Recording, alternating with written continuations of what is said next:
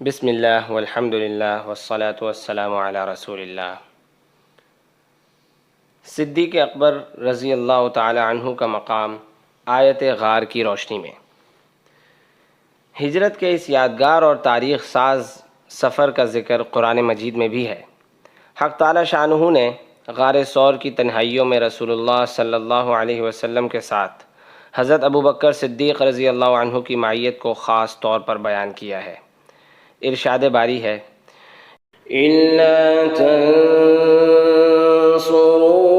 فَقَدْ نَصَرَهُ اللَّهُ إِذْ أَخْرَجَهُ الَّذِينَ كَفَرُوا ثَانِيَ اثْنَيْنِ إِذْ هُمَا فِي الْغَارِ إِذْ يَقُولُ لِصَاحِبِهِ لَا تَحْزَنْ إِنَّ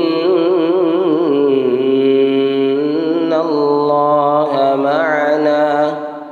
ترجمہ: اگر تم یعنی رسول کی مدد نہیں کرو گے تو رسول کا کچھ نقصان نہیں، کیونکہ اس کی اللہ نے اس وقت بھی مدد کی جب اس کو نکالا تھا کافروں نے، اس حال میں کہ وہ دو میں سے دوسرا تھا، جب وہ دونوں تھے غار میں، جب کہہ رہا تھا وہ اپنے رفیق سے، تو غم نہ کر، بے شک اللہ ہمارے ساتھ ہے۔ پھر اللہ نے اتاری اپنی طرف سے اس پر تسکین اور اس کی مدد کو وہ فوجیں بھیجی جو تم نے نہیں دیکھیں۔ امام رازی رحمۃ اللہ علیہ نے تفسیر کبیر میں اس آیت کے ذیل میں حضرت سیدنا ابوبکر صدیق رضی اللہ عنہ کی کئی خصوصیات پر روشنی ڈالی ہیں، جن کا خلاصہ یہ ہے۔ ہجرت کا سفر قریش کی تکالیف اور دشمنی سے بچنے کی خاطر کیا گیا تھا۔ اگر حضور صلی اللہ علیہ وسلم کو حضرت ابوبکر رضی اللہ عنہ کے ایمان و اخلاص میں ذرا بھی شک ہوتا تو انہیں اپنے ہمراہ ہرگز نہ لے جاتے، کیونکہ ایسے میں خدشہ ہوتا کہ کہیں وہ دشمنوں کو اطلاع نہ کر دیں۔ صرف حضرت ابوبکر صدیق رضی اللہ عنہ کو اپنے ساتھ لے جانا ان پر مکمل اعتماد کا یقینی ثبوت اور اس حقیقت کی پختہ دلیل ہے کہ وہ سچے دل سے بارگاہ رسالت کے وفادار تھے۔ ہجرت اللہ تعالیٰ کے امر خاص سے تھی۔ سینکڑوں صحابہ میں سے حضور صلی اللہ علیہ وسلم کے قریبی رشتہ داروں کو بھی چھوڑ کر معیت نبوی کے لیے فقط حضرت ابوبکر صدیق رضی اللہ عنہ کا انتخاب ان کے تمام صحابہ سے افضل ہونے کا واضح ثبوت ہے۔ اللہ تعالیٰ نے حضرت ابوبکر صدیق رضی اللہ عنہ کو ثانی اثنین کہا ہے، اور تاریخی حقیقت بھی یہی ہے کہ وہ اکثر مقامات اور مراتب میں حضور صلی اللہ علیہ وسلم کے ثانی یعنی قریب ترین رہے ہیں۔ حضور صلی اللہ علیہ وسلم کے بعد وہی دوسرے مرد تھے جو سب سے پہلے عقیدہ توحید سے مالا مال ہوئے۔ وہی اسلام کے دوسرے داعی تھے جن کی مساعی سے حضرت طلحہ، حضرت زبیر، حضرت عثمان غنی اور کئی اولین جلیل القدر صحابہ رضی اللہ عنہم مشرف باسلام ہوئے۔ جب حضور صلی اللہ علیہ وسلم ہجرت کر کے پہنچے تو معیت میں صرف حضرت ابوبکر رضی اللہ عنہ تھے۔ انصار نے حضور صلی اللہ علیہ وسلم کے ساتھ جس دوسرے فرد کو دیکھا وہ صرف ابوبکر تھے۔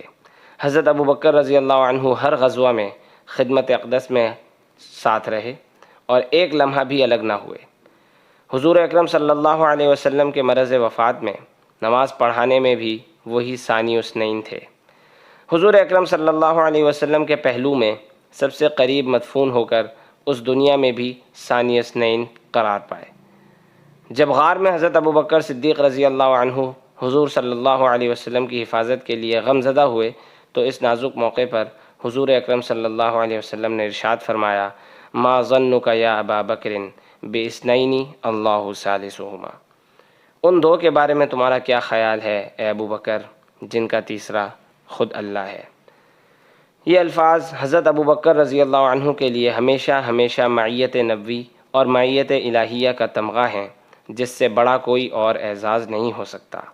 مفسرین کا اتفاق ہے کہ اذ یقول لصاحبہ سے حضرت ابوبکر رضی اللہ عنہ مراد ہیں۔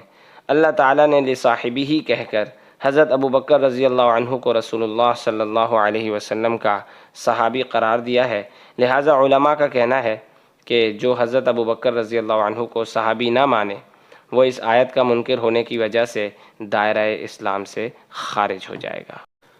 تو دوستوں، اگر آپ نے ابھی تک چینل سبسکرائب نہیں کیا تو ابھی چینل کو سبسکرائب کیجئے، اور ہاں، اگر آپ کو ویڈیو پسند آئی تو لائک اور کمنٹ کرنا نہ بھولیے گا۔